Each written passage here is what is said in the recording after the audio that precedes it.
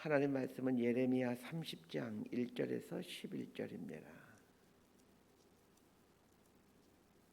예레미야 30장 1절에서 11절까지 말씀 번갈아가며 읽습니다. 제가 먼저 읽겠습니다. 여호와께로부터 말씀이 예레미야에게 임하여 이르시니라. 이스라엘의 하나님 여호와께서 이와 같이 말씀하여 이르시기를 내가 내게 일러준 모든 말을 책에 기록하라. 여호와의 말씀이니라. 보라, 내가 내 백성 이스라엘과 유다의 포로를 돌아가게 할 날이 오리니 내가 그들을 그 조상들에게 준 땅으로 돌아오게 할 것이니 그들이 그 땅을 차지하리라. 여호와께서 말씀하시니라. 여호와께서 이스라엘과 유다에 대하여 하신 말씀이 이러하니라. 여호와께서 이와 같이 말씀하시되 우리가 무서워 떠오는 자의 소리를 들으니 두려움이요 평안함이 아니로다. 너희는 자식을 해산하는 남자가 있는가 물어보라. 어쩌여 모든 남자가 해산하는 여자같이 손을 자기 허리에 대고 모든 얼굴이 겁에 들려 새파래졌는가? 슬프다 그날이여. 그와 같이 엄청난 날이 없으리라. 그날은 야곱의 환난의 때가 되미로다. 그러나 그가 환난에서 구하여냄을 얻으리로다. 만군의 여호와의 말씀이니라. 그날에 내가 내 목에서 그 멍에를 꺾어버리며 내 포박을 끊으리니 다시는 이방인을 섬기지 않으리라. 그들은 그들의 하나님 여호와를 섬기며 내가 그들을 위하여 세울 그들의 왕 다윗을 섬기리라. 여호와의 말씀이니라. 그러므로 나의 종 야곱아, 너는 두려워하지 말라. 이스라엘아, 놀라지 말라. 내가 너를 먼 곳으로부터 구원하고 내 자손을 잡혀가 있는 땅에서 구원하리니 야곱이 돌아와서 태평과 안락을 누릴 것이며 두렵게 할 자가 없으리라. 11절 함께 읽습니다. 이는 여호와의 말씀이라. 내가 너와 함께 있어 너를 구원할 것이라. 너를 흩었던 그 모든 이방을 내가 멸망시키리라. 그럴지라도 너만은 멸망시키지 아니하리라. 그러나 내가 법에 따라 너를 징계할 것이요 결코 무지한 자로만 여겨지는 아니하리라. 아멘. 학자들은 예레미야 30장부터 33장까지를 위로의 책이라고 부릅니다. 예레미야 30장부터 33장까지는 이스라엘과 남유다의 궁극적인 회복에 대한 소망과 위로의 메시지입니다. 33장까지 이 회복에 대한 메시지인데 30장과 31장은 시의 형식으로 되어 있고 32장과 33장은 산문체의 형식으로 되어 있습니다. 남유다가 바벨론의 포로로 끌려간 것은 죄에 대한 심판이라고 할 수 있습니다. 그러나 죄에 대한 심판은 언젠가는 끝이 난다라는 것입니다. 하나님은 남유다가 겪고 있는 심판이 종결될 것이라고 선언하시고 이어서 하나님이 세워가시는 왕권에 대한 이야기를 하므로 어떻게 이스라엘을 회복시켜 갈 것인가에 대해서 말씀해 주십니다. 자, 여기서 먼저 다룰 내용이 하나 있습니다. 조금 어려운 말인데 이사야서나 예레미야서 그리고 에스겔서를 보게 되면 각 선지서들의 결론은 동일합니다. 회복입니다. 바벨론의 포로로 끌려가기 전 혹은 바벨론의 포로 생활을 하던 중에 선포되었던 이 선지서에서는 모두 회복을 말하고 있습니다. 자, 여기서 말하는 이 회복이 과연 무엇이냐는 것입니다. 1차적으로 보면 바벨론의 포로 생활이 끝나고 예루살렘으로 돌아오는 것을 말할 것입니다. 그러나 선지서는 더 깊은 의미의 회복을 말하고 있습니다. 이것을 궁극적인 회복이라는 말로 표현하는데 이 궁극적인 회복이란 메시아를 통해 이루어지는 구원을 말합니다. 그러니까 선지서에서 말하고 있는 회복이 단순히 바벨론의 포로 생활에서 돌아오게 된다라는 이 정치적인 회복, 국권의 회복만을 의미하는 것이 아니라 그 이후에 펼쳐지게 될 메시아를 통한 구원 사건, 메시아를 통한 회복 사건을 말해준다는 것입니다. 이런 이유 때문에 선지서를 이해하기가 어려운 것입니다. 이런 중의적인 의미가 있기 때문에 참 여간에서는 이 선지서를 이해하기가 좀 쉬운 게 아니죠. 오늘 본문도 마찬가지입니다. 얼핏 보면 바벨론의 포로 생활에서 회복된다라는 것을 예언하고 있는 것처럼 보여지지만 궁극적으로는 메시아를 통한 구원 사건을 예표하고 있습니다. 선지서에서 얘기하고 있는 회복이 이 두 가지의 중요의 의미를 갖고 있다는 것을 염두에 두면서 이 선지서를 보셔야 그래야 조금씩 이해가 되기 시작합니다.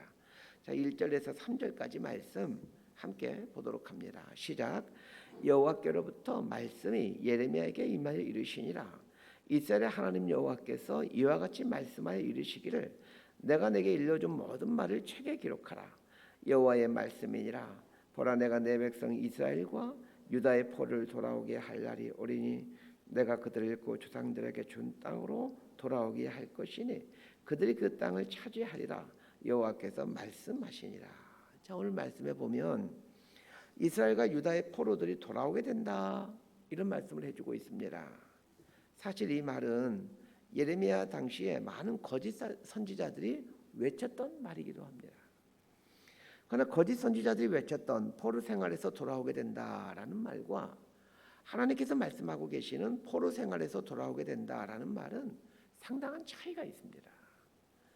거짓 선지자들이 외쳤던 것은 바벨론의 침략이 있기 전에는 바벨론의 침략이 없을 거다, 혹 바벨론이 침략하더라도 우리 하나님이 우리를 지키신다, 이런 내용이었고, 바벨론의 침략으로 포로로 잡혀간 후에는 1, 2년이면 바벨론에서 돌아오도록 우리 하나님께서 인도하신다, 이런 내용이었습니다. 반면에 하나님께서 하시는 말씀은 죄에 대한 충분한 형벌을 받고 바벨론 포로에서 돌아오게 된다라는 것이었습니다. 하나님께서 말씀하신 충분한 형벌이 이 70년 포로 생활입니다. 예레미야 28장에 보면 당시 대표적인 거짓 선지자였던 하나냐가 선포했던 예언이 나옵니다. 예레미야 28장 1절부터 4절까지를 읽어드립니다. 그의 곧 유다 왕 시드기야가 다스리기 시작한 지 4년 다섯째 달, 기브온 앗솔의 아들 선지자 하나냐가 여호와의 성전에서 제사장들과 모든 백성이 보는 앞에서 내게 말하여 이르되, 만군의 여호와 이스라엘의 하나님이 이같이 일러 말씀하시기를 내가 바벨론 왕의 멍에를 꺾었느니라. 내가 바벨론 왕 느부갓네살이 이곳에서 빼앗아 바벨론을 옮겨간 여호와의 성전 모든 기구를 2년 안에 다시 이곳으로 되돌려오리라. 내가 또 유다의 왕 요아김의 아들 여고니아와 바벨론으로 간 유다 모든 포로를 다시 이곳으로 돌아오게 하리니 이는 내가 바벨론의 왕의 멍에를 꺾을 것임이라. 여호와의 말씀이니라 하니라.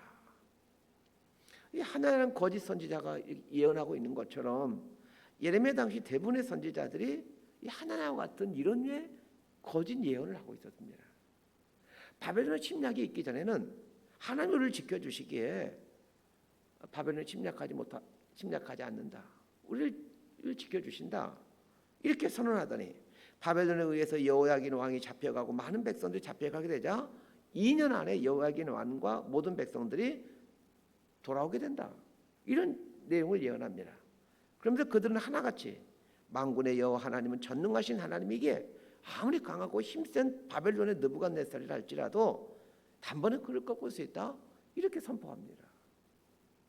이들의 말처럼 하나님은 만군의 여호와이시기에 단번에 느부갓네살 왕을 꺾을 수 있는 분이시죠.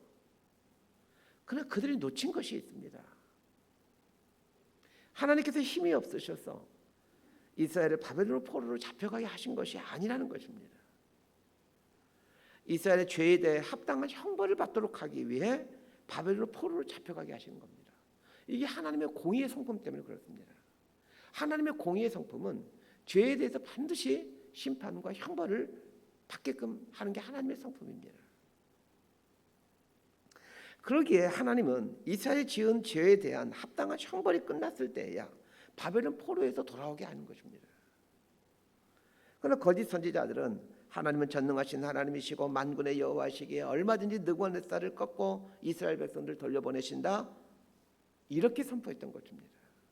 맞는 말 같지만 그러나 우리에게 듣기 좋은 얘기만 하지 정말 하나님의 성품의 핵심을 놓친 채 내가 원하는 하나님의 성품만 근거해서 말하고 있지 않습니까? 나의 이기적인 욕망을 위해 하나님의 전능함을 이용하고 있는 셈이지요. 이러한 신앙과는 오늘날 우리들에게 아주 만연되어 있습니다. 하나님의 전능함과 하나님의 크심을 언급하면서 기적이 일어나기를 원하고 있는데 이 기적의 상당수는 나의 이기적인 욕망이라는 것입니다. 오늘 본문 3절 하반절에 보니까 내가 내 백성 이스라엘과 유다의 포로를 돌아오게 할 날이 오리니, 이렇게 말하고 있습니다. 하나님은 당신의 백성들을 반드시 회복시키는 분이십니다. 그러나 중요한 것은 합당하게 형벌을 받게 하신다는 것입니다. 그리고 합당하게 형벌을 받아야만 하나님이 이루고 가신 그 구원의 깊이를 알게 됩니다. 얕은 형벌은 구원의 껍데기만 알게 할 뿐입니다. 절망도 마찬가지입니다. 얕은 절망은 절대적인 소망을 만들어내지 못합니다. 깊은 절망이 절대 소망을 만들어냅니다. 하나님께서 우리들에게 종종 절망과 아픔을 주시는 것은, 그것도 깊은 절망과 깊은 아픔을 주시는 것은 하나님을 향한 절대 소망을 갖도록 하기 위함입니다.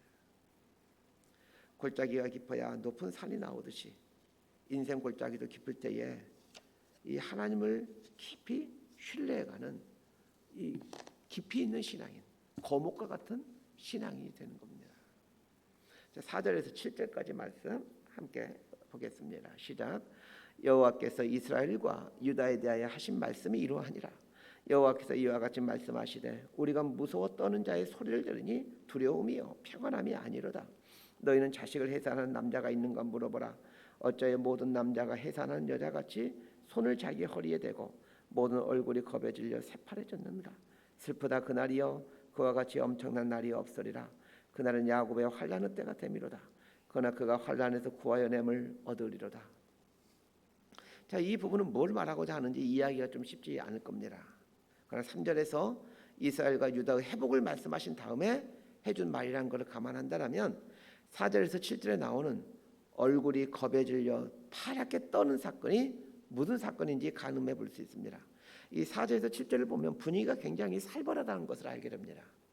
5절 하반절에 보면 우리가 무서워 떠는 자의 소리를 들으니 두려움이요 평안함이 아니로다 이렇게 말하고 있고, 6절 하반절을 보면 모든 남자가 해산하는 여자같이 손을 자기 허리에 대고 모든 얼굴이 겁에 질려 새파래졌는가 이렇게 말하고 있고, 7절을 보면 슬프다 그 날이요 그와 같이 엄청난 날이 없으리라 이렇게 말해주므로 마치 4절에서 7절에 나오는 날이 이스라엘 백성들에게는 큰 환난의 날인 것처럼 보여집니다.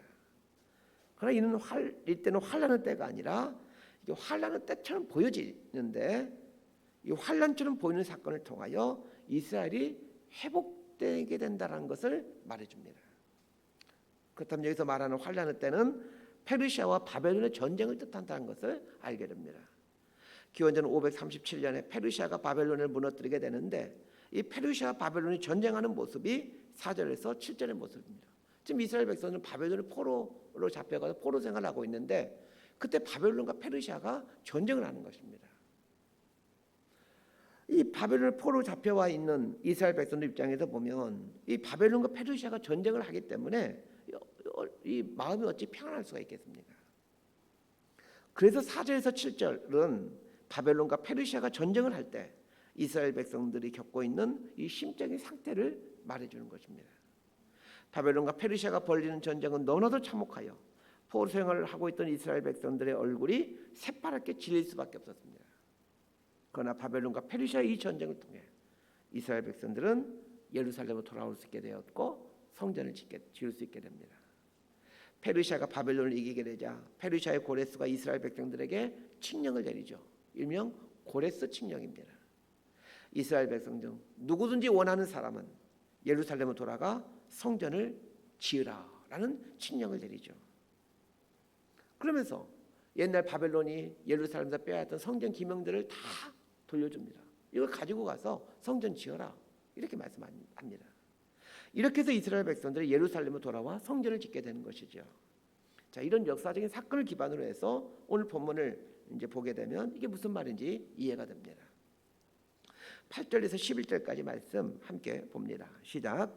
만군의 여호와의 말씀이라. 그날에 내가 내 목에서 그 멍에를 꺾어버리며 내 포박을 끊으리니 다시는 이방인을 섬기지 않으리라. 그들은 그들의 하나님 여호와를 섬기며 내가 그들을 위하여 세울 그들의 왕 다윗을 섬기리라. 여호와의 말씀이니라. 그러면 나의 종 야곱아 너는 두려워하지 말라. 이스라엘아 놀라지 말라.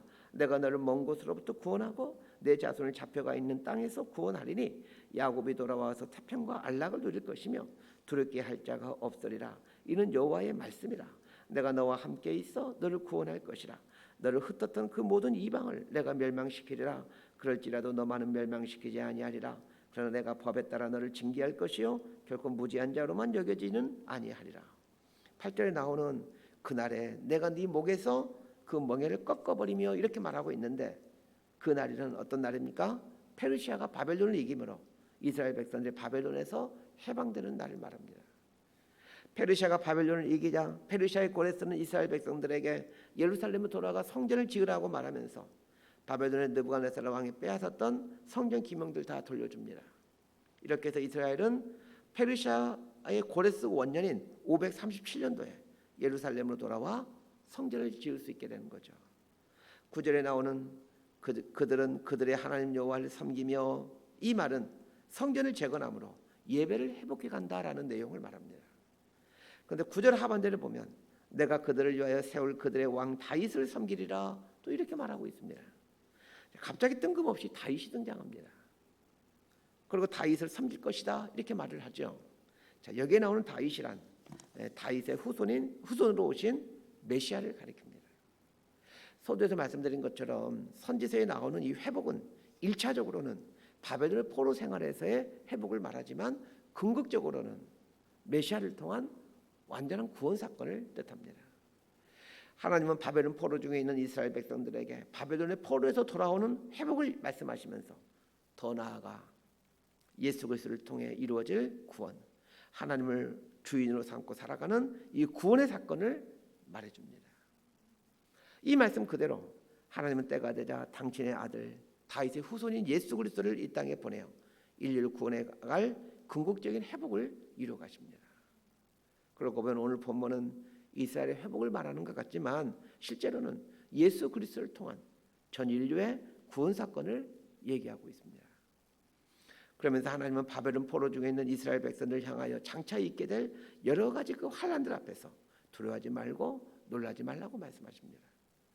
왜냐하면 겉으로 보면 이 대제국 간의 전쟁이 일어났기에 두려워할 수밖에 없고 놀랄 수밖에 없지만, 그러나 이런 사건들을 통해서 하나님께서 당신의 구원을 이루어 가시기 때문입니다. 이건 우리 삶에도 똑같이 적용해야 될 부분입니다. 우리 삶에 일어나는 여러 가지 어려움들이 있죠. 그러나 그 모든 어려움들은 우리를 온전한 구원으로, 하나님의 온전한 백성으로 만들어가는 하나님이 기획하신 사건들입니다. 그래서 인생 어려움을 만날 때마다 이 어려움을 통해 하나님의 온전한 사람으로 새롭게 이 빚어져 간다라는 그런 믿음을 갖고 그 인생 어려움 앞에 서서 이 두려워하거나 놀라지 말아야 됩니다. 꼭 기억하셨다가 그대로 행하셔야 됩니다. 인생 어려움을 만날 때마다 어떻게 하라고요? 이 사건으로 인해 내가 하나님의 사람으로 온전해지리라. 이런 믿음을 갖고 이 어려움 앞에 직면해 있어야 됩니다. 자녀들의 삶도 마찬가지입니다. 자녀들이 어려움을 겪을 때마다 이 부모로서 안타까움이 있죠. 공부에 지쳐 힘들어하고 있는 자녀를 볼 때마다 마음이 상합니다. 여러 가지 종류의 실패 앞에서 절망하고 있는 자녀를 볼 때 마음이 상하죠. 그때 이런 믿음을 가지세요. 지금의 고달픔이 너를 하나님의 사람으로 온전하게 만들어 간단다. 이런 믿음을 갖고 자녀들에게도 꼭 이런 말씀 해주시길 바랍니다. 말씀 정리합니다. 오늘 두 가지를 기억했으면 합니다. 죄는 반드시 그에 합당한 형벌이 주어진다는 것입니다. 얕은 형벌, 짧은 형벌은 용서받음의 기쁨과 구원의 기쁨을 만들어내지 못합니다. 깊고도 큰 형벌이 깊은 사죄의 은총과 구원의 감격을 만들어냅니다. 두 번째는 인생 어려움을 통해 하나님의 온전한 사람으로 변해가기에 인생 어려움에 직면할 때마다 두려워하거나 놀라지 않는 것입니다. 인생 어려움을 기회 삼아 하나님의 온전한 백성으로 자라가게 된다는 것을 내 인생에도 적용하고 또 내 자녀의 인생에도 적용하는 지혜를 가져야 됩니다. 이런 믿음을 갖고 주어진 생을 살아갈 때 우리의 인생은 날이 갈수록 그리스도의 형상을 드러내는 인생이 되어갈 것입니다. 이런 복을 누리는 저와 여러분의 삶이 되기를 진심으로 소망하고 축복합니다. 기도하겠습니다. 하나님 아버지, 죄는 반드시 그에 합당한 형벌을 받아야 한다는 것을 알게 됩니다. 크고도 깊은 형벌은 깊은 사죄의 은총을 가져다주고 구원의 소망과 감격을 가져준다는 것을 배웁니다. 인생 어려움은 우리를 하나님의 온전한 사람으로 빚어가는 기회가 된다는 것도 배웠습니다. 그러하게 인생 어려움 앞에서 두려워하거나 놀라지 말아야 한다는 걸 알게 되었습니다. 주님, 우리의 삶이 하나님의 형상을 드러내는 보다 온전한 인생으로 하나님의 구원의 모습을 드러내는 삶으로 살아갈 수 있도록 우리 삶을 붙들어 주옵소서. 예수님의 이름으로 기도드리옵나이다. 아멘.